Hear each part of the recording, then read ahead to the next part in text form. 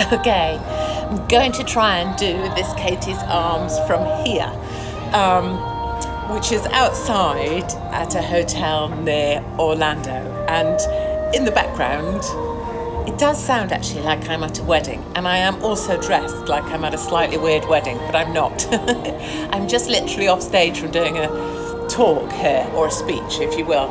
So if you can't hear me for shit, there we are. We can't hear me. That may be no bad thing for you guys, but if you can hear me, great. If you wonder why I'm dressed slightly like I don't know, I feel a bit like a flamenco dancer that's got vomited on by a banana. What happened was my girlfriend was like, well, it's Florida. You've got to dress like Florida. So this was the interpretation of Florida. I'm not sure that it's very convincing.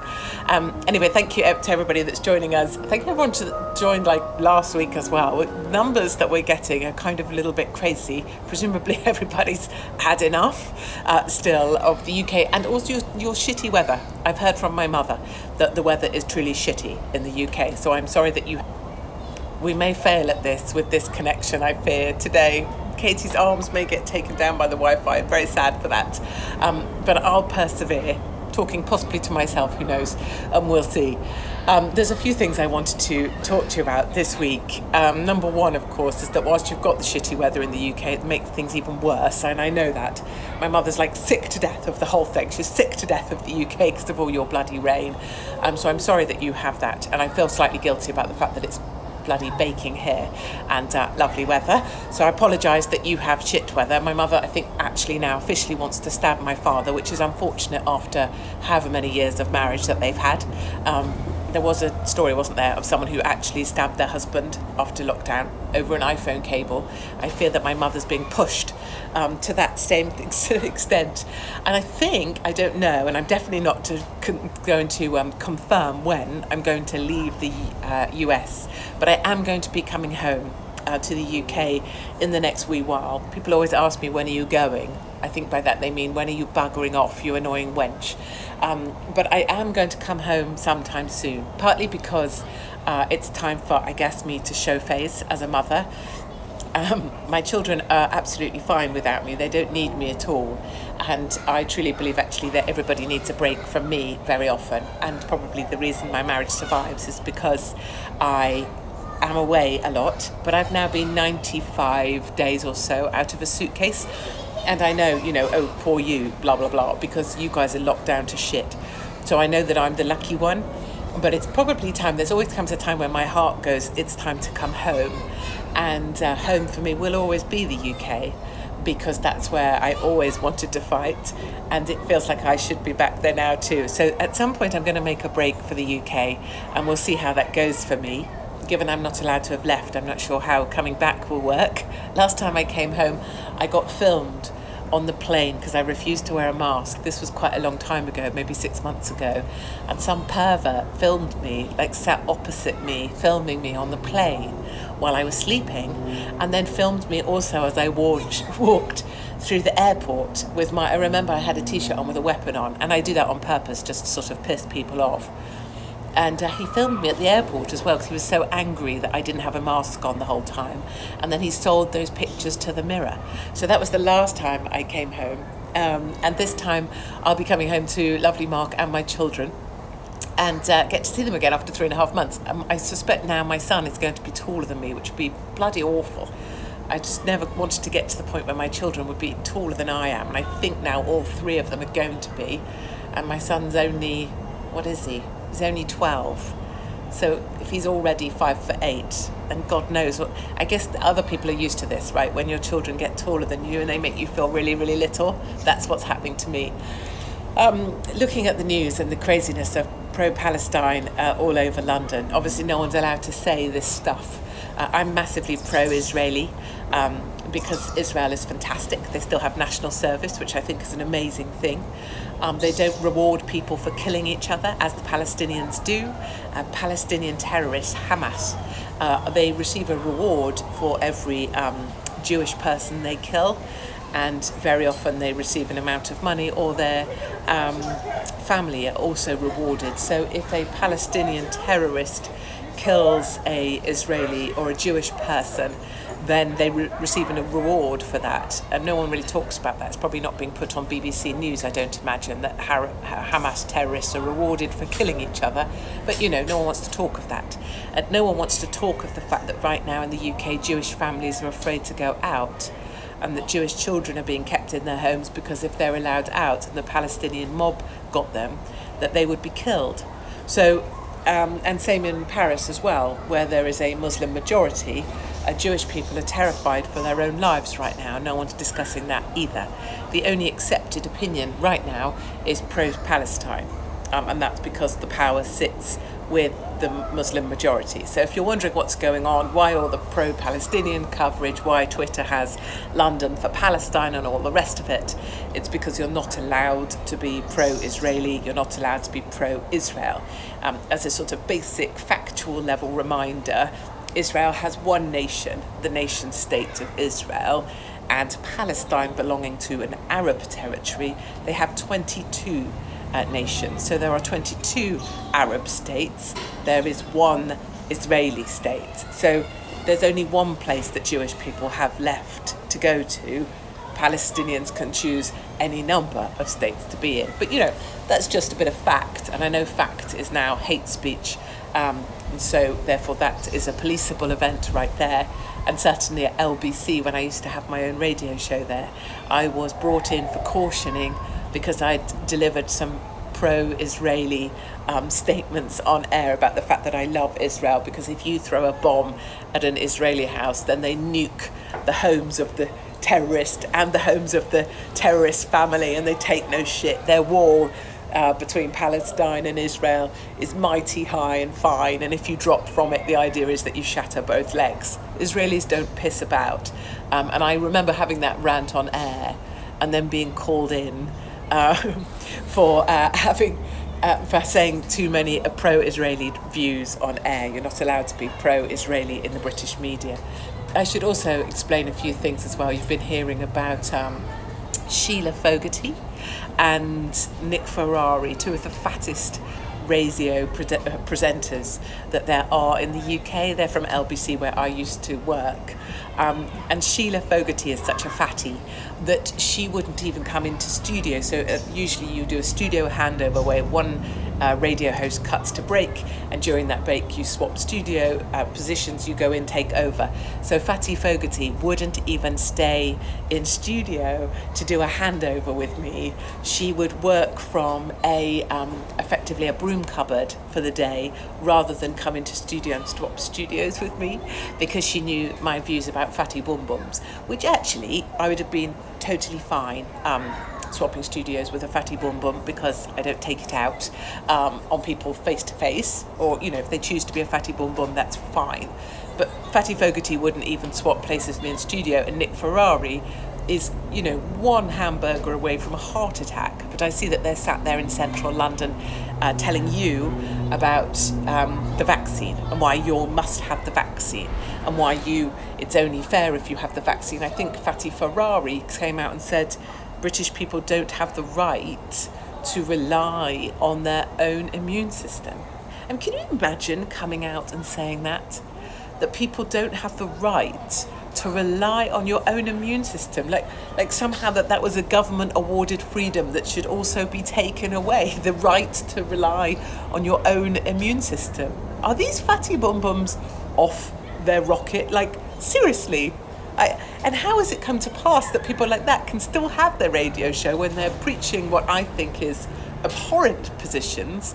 And since when did my medical choice be a matter for concern of some fatty bum bum radio? Frankly, if you're over a healthy sized BMI, and unless you're a sumo wrestler or a member of the military and you just happen to be so muscular you can barely put on a pair of trousers, or unless you're a rugby player, unless you are seriously loaded for your sport or your profession, and by loaded I mean muscularly loaded or weight loaded, then you don't really deserve to have an opinion on anything to do with medicine, do you? Or anyone's medical history. Have you seen the Belgium health minister? Have a look. The Belgium health minister was, or is, the fattest. She doesn't have a neck. There is just a continuation of her head. into her enormous body. So no fatty bum bum should be giving us advice. And certainly I read the other day, I mean, they circle this news item around every now and then, don't they, that fatty bum bums will be made to pay to take their fatty bum bumness on a plane. And that's something I've always agreed with. Because, you know, Ryanair and others, I don't know what's cheap, Spirit here in America, Frontier, they make us pay for our luggage, don't they? So you're allowed, like, you have to pay extra to take your 20 kilo bag on board. But if I add 20 kilos to myself, I'm still lighter than the average American woman or the average British woman. So fatty bum bums should be made to pay for their kilos. I think when you check in, you need to stand on a scale with your luggage and everything, or maybe even your children. Yeah, if you're going to have a child on your lap, you should hold the child as well. So whatever your cumulative weight is that you intend to take onto the plane, that's what you pay for. And therefore, if I'm so skinny mini, and then I don't take too much luggage either, I go on for much cheaper than the fatty bum bum. And that seems to me an entirely reasonable, that's the only economic model that makes any sense, actually. Anyway, Prince Harry. I'm not entirely sure what's going on with the ginger one right now, other than he's being an epic level of gingerness. I think we discussed this last week, didn't we? That on a scale of 1 to twat, he's officially tipped over the twat balance. But if he's having a complete breakdown, I guess that's partly what's going on. I suppose it also relates to the fact that maybe he was always the underdog because he was never going to be the one that inherited the throne. And so somehow by getting together with Trailer Trash Markle, it's just upped his sort of twatness status. I'm kind of upset about it. You know, Prince Harry, as we all recall, was the very best of us. You could rely on Prince Harry to either be smashed off his face on drugs or, you know, have some blonde balanced on his balls whilst he was naked in Vegas. I mean, he was splendid. Everyone was able to overlook being ginger. Someone puts on here that they love gingers. I don't know how that's possible. I've also strongly correlated in the past ginger people with small penises. That might be a bold assertion for the Katie's Arms. I do have fact base for that. I have a factual base for that. But I mean, you can argue back with me, but I'm not sure. I'll probably best park that one because I don't want to be unkind about past partners. But anyway, Harry's been a complete noob and needs to shut up. I don't really mind what he wants to do otherwise, but definitely don't slag off the American First Amendment. Maybe it's fine if you're a prince, but I guess if you're someone like me who gets arrested or has been threatened with arrest if I don't go in for cautioning at a police station just for speaking the truth, you know, you can find Katie Hopkins references Pakistani Muslim men as being involved in grooming gangs. That ended up with me, you know, being threatened with arrest. When truth is an arrestable offence, then fact is hate speech, and that's when someone like me ends up with being arrested. So I don't think Harry's really got the right, has he now, to be talking about trying to stop the First Amendment. Anywho, I will try and do questions, although whether we have the right to have questions on here or not with my Wi-Fi connection such that it is. So I'm currently in a Akala, and Akala is known as horse country, and I am often mistaken for being involved with horses because I look a bit like a horse. And so people say to me, like, do I ride? And they haven't done the thinking process of thinking, oh, she looks a bit like a horse, so therefore, they've done that process, but they forget that that's what their thought process was. So they say to me, do you ride? But actually what they mean is you look a bit like a horse, and so I think you're a rider. And true enough, I got in the shuttle to get me from the airport to the hotel I'm staying in here, and the guy running the shuttle said, Miss Katie, are you here to ride? And I'm like, no, I just look a bit like a horse. And I swear to God, it happens to me all the time. In the UK as well, there's a thing about, because people think I'm posh, and I'm also not posh, they also think I'm involved with horses. But here, I think it is just that I look a bit like a horse. And so in Akala, they're asking which stables I'm here riding for.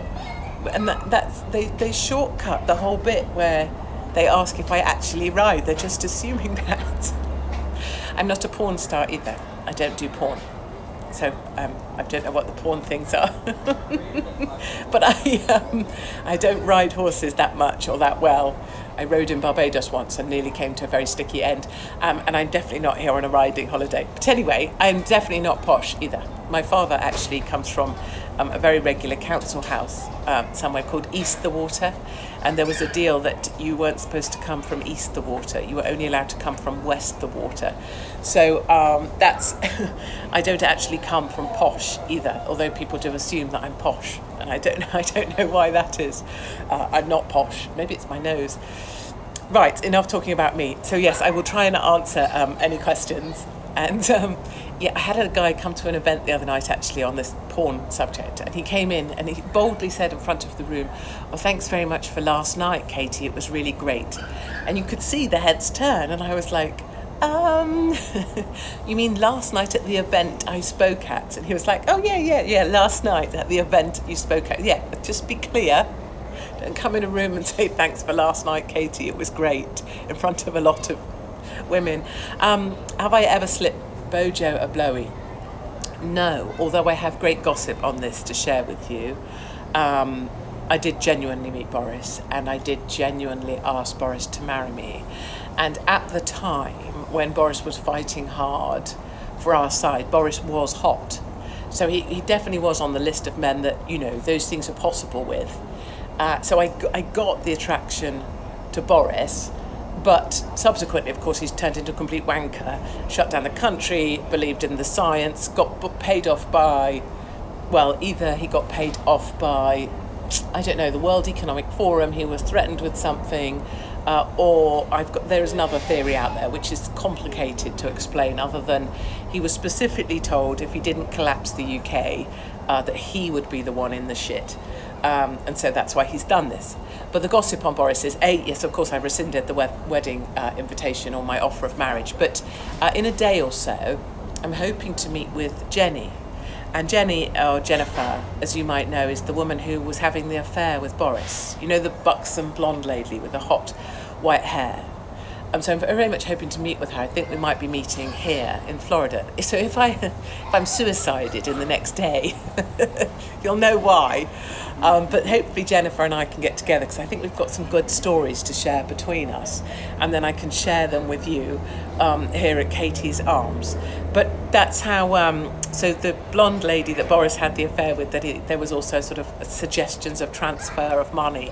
I'm going to meet with her so that she's able to sort of tell her truths, because of course the British media don't allow women to tell their truths. They just side with the politician and they side with the power. So nobody's really heard Jennifer's story or her truth or anything. She just gets disparaged because she's female, and it's very easy to put down these women. Boris seems to get away with everything no matter what, right? So I think it will be helpful for me to meet with her and for her to get her side put across with a female that understands that it probably isn't all that Boris is whiter than white and that she's the bad guy. So I'll be meeting with her hopefully, and I will be able to update you here at Katie's Arms about her side on the affair with Boris Johnson and what actually went on, and maybe a little bit more about what Boris is actually like as a person, because I don't know if any of us really know that anymore. We do know that his wallpaper is definitely falling off. Jennifer Akuri, yeah, I think it is something like that. Someone here asking, do you remember what your children look like? I get that a lot from people. You usually get it from women, so I'm assuming that's from a female. And women do it for two reasons. Number one, to try and put another female down. So women don't like to see, particularly weak women don't like to see strong women. Weak women that have always stayed at home or mostly defined themselves as a mother don't like to see strong women achieving other things, and they particularly don't like to see women dress in something other than, what was that awful bloody brand? Kath Kidston. The brand for women who've gone to die. What's that other bloody awful brand? And it sort of does a lot of stripes. It's in the high street. Jules and Kath Kidston, brands for women who are already dead on the inside and haven't had sex for the last 10 years. So it's those sorts of women who would ask me, do you remember what your bloody kids look like? Well, they stood there dressed head to toe in some bloody awful Jules thing with one of those bags, white clean bags, those plastic bag things. They're bags like with a vinyl coating. I mean, who has those other than women who just want to hang around with children and have either they have their tits are leaking or their children are leaking, and that's why they have to have bags wrapped in vinyl. Anyway, they asked me, do I not miss my children? But what they're really saying is, A, I'm a better mother than you are, and B, they want me to feel some sort of guilt or to sort of cry. And as this lady here, Rebecca, says, thank you, Rebecca, darling, they can fuck off in their Jules gilet. That's exactly how I feel. And in fact, that's a great retort, isn't it? People ask about my children, I should say, why don't you fuck off in your Jules gilet? Even if they're from America and never heard of Jules in their life. Because the notion that my children are anything but happy or anything, I mean, Jesus, my children aren't perfect, right? We've discussed this before. My target as a parent was that they would survive my parenting. But, you know, my children are pretty bloody marvellous, actually. One of my daughters works on a farm. She's 14 years old, and she gets up at 4 a.m. today to do the milking of the entire cow herd. Like, she's that girl. She's on her hands and knees milking the herd at 4 a.m. and she goes to a posh school in the daytime. I mean, whatever. I think posh kids are largely idiots because they don't have part-time jobs. Their parents sling them 20 quid whenever they want to go anywhere, and they think that going skiing is a normal holiday. Darlings, that's not normal. That's what posh people do who are privileged. My other daughter has 2 jobs, one in an amusement park and one in a garden centre, and she's epic. She probably worked more hours in the last week than most people in the UK. And my other little son, I hope to have him in employment by the time he's 14. So how are my children? Yeah, pretty bloody good, actually, because they understand hard work. They don't get given any money for free, and they weren't allowed phones until they were 14, and my 12-year-old still doesn't have one. So yeah, good, thanks. And yeah, fuck off in your Jules gilet. And then people also ask me, what do they ask me? Don't you miss home? And I think they hope that it will sort of touch on some huge, nerve, and I'll sort of break down and go, oh, of course I miss my home. And the answer is, yes, of course I miss my home. And I also miss my country. And I also miss being with my country, and I feel disloyal when I'm away from it. But you know what? The fight for my country is also here in America, because if we lose America, we also lose what we have in England. So I just got to keep fighting. And some people can say, oh, what, lauding it around doing speeches, is that really fighting? And I think actually it is. And if I could do this fight in the UK and bring my side and our side together and be on platforms in the UK, I would be every damn day. But those have been taken, and I'm not allowed to do it in the UK. So that's why I'm here. And I love it, and I'm so grateful for everybody that supports me. And I do so miss my family, and I do so miss my children. I speak to all of them every day or every other day. And I miss my husband, who is really the hero of this piece, because he A, puts up with me, B, puts up with my shit, and C, puts up with my shit, and is also a great father to my children. And he works as well in a local supermarket. So in terms of us not being normal, or my children being arseholes because they're linked to me, no, they're the best of us, and I have been that mother. So that's probably my answer to that. And from here, I'm going to go to Colorado. That's probably going to feel like that's about the last leg of this. I will be sad to know that I'm on the homeward leg, because I will miss doing this and being part of this. I'll be glad to be back, because I'll be back with you guys, and I feel more loyal when I'm in the UK, because I feel like I'm sharing in the pain, and I also can help kind of challenge the nonsense that you guys have been going through. I just heard that Germany doesn't want British people there. Well, you know what? Screw you, Germany. We don't particularly want to go to Germany either. You know, once you get personality, maybe we'll think about coming back and blessing you with ours. It's the thing, one British person goes to Germany, and the sense of humour, the amount of sense of humour in Germany goes up by 400%, because they don't really go for a sense of humour, do they, darlings? Is there any hope for the UK? Do you know, I'm always going to say yes, and I'm always going to say yes, because I'm always going to be there fighting for it, and I know that we're many. And so I guess that's where, and that's probably my talk here today as well, is, I tell people here to remember that there's 20 million British people who are standing right alongside you, and you can't hear us, and you're not allowed to see us. but there's 20 million brilliant British people who are applauding you, great Americans, every step of the way, and it's got nothing to do with politics at all, at all.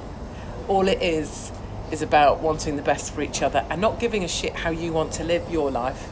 Take your drugs, smoke your dope, drink your drink, do what you want, have your vaccine, don't, wear your mask, don't, walk naked down the street, don't, marry your sister or your brother, don't. Not really bothered as long as I don't have to pay for your kids if they're mutants. So maybe don't marry your brother or your sister because that's NHS. But you get my point. You live your life, be as happy as you can damn well be. That's the side I'm on. That's it. That's it. It's not Conservative, it's not Labour, it's nothing. It's just the side that wants the very best for you. And we're many, and the more that we realise we're all here together, the more our voices will be heard. Oh my life, trouble's coming. And give me 1 minute before you burst on in here with your 85 drinks. Let me have your hat a minute, Annie. Well, I'll just finish off this call and then I'll be right there with you. Oh, no, that's right. Okay. So before we let Annie, yeah, I'm there for a drink, and two, I'm going to leave you all now and go and have drinks with my darling friend Annie, and then we're going for dinner as well, aren't we? Yes. I've not eaten. We've not. Did you eat? No. We've not eaten. No, we've not eaten. So I'm going to go and love you and leave you guys. I'm sorry not to answer more of your questions, but I think we did quite well. Katie, Eurovision is on. My loves, if Eurovision is on, I don't know why you're here. Maybe you've just got me on in the background. That's very wise. I'm glad that I'd like to go to Eurovision actually. And did you get your chair sorted, Danny?